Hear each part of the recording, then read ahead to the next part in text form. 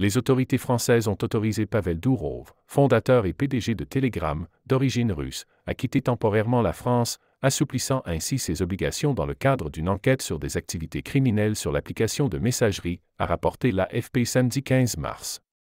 Durov a été arrêté dans un aéroport près de Paris en août 2024, puis mis en examen et interdit de quitter le territoire français. L'enquête a encore envenimé les relations entre Paris et Moscou dans le contexte de la guerre en Ukraine et a ravivé le débat sur les limites de la liberté d'expression et de l'application de la loi sur les plateformes Internet. Un juge d'instruction a autorisé Durov à quitter la France pour plusieurs semaines. Il serait parti samedi matin pour Dubaï, a indiqué l'AFP, citant des sources anonymes. Le parquet de Paris n'a pas immédiatement répondu à une demande de commentaire de Reuters. L'année dernière, le parquet français avait déclaré soupçonner Durov de complicité dans la gestion d'une plateforme en ligne permettant diverses activités illégales, notamment le trafic de drogue et le blanchiment d'argent. Durov a également été condamné à verser une caution de 5 millions d'euros, 5,4 millions de dollars. Le fait d'être mis en examen en France n'implique pas la culpabilité ni ne conduit nécessairement à un procès, mais indique que les juges considèrent qu'il existe suffisamment de preuves pour poursuivre l'enquête.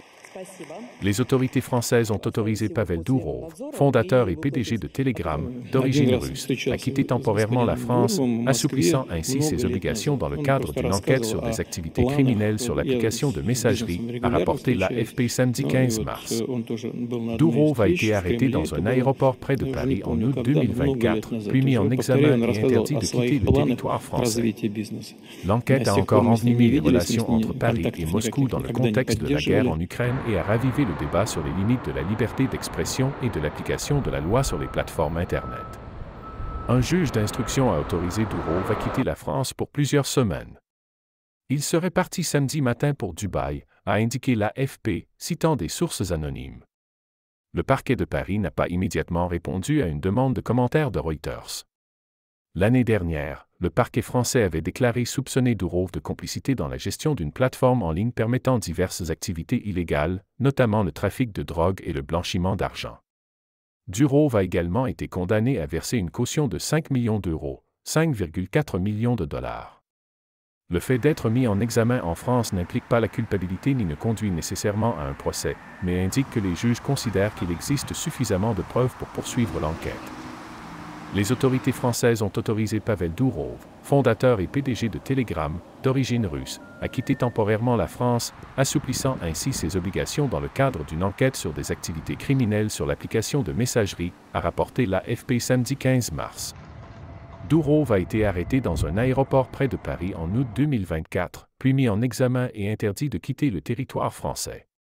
L'enquête a encore envenimé les relations entre Paris et Moscou dans le contexte de la guerre en Ukraine et a ravivé le débat sur les limites de la liberté d'expression et de l'application de la loi sur les plateformes Internet.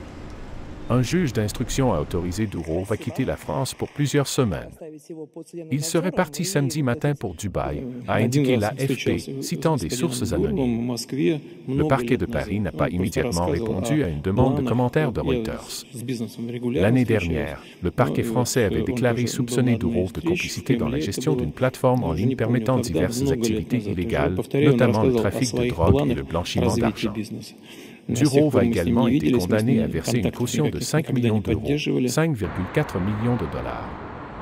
Le fait d'être mis en examen en France n'implique pas la culpabilité ni ne conduit nécessairement à un procès, mais indique que les juges considèrent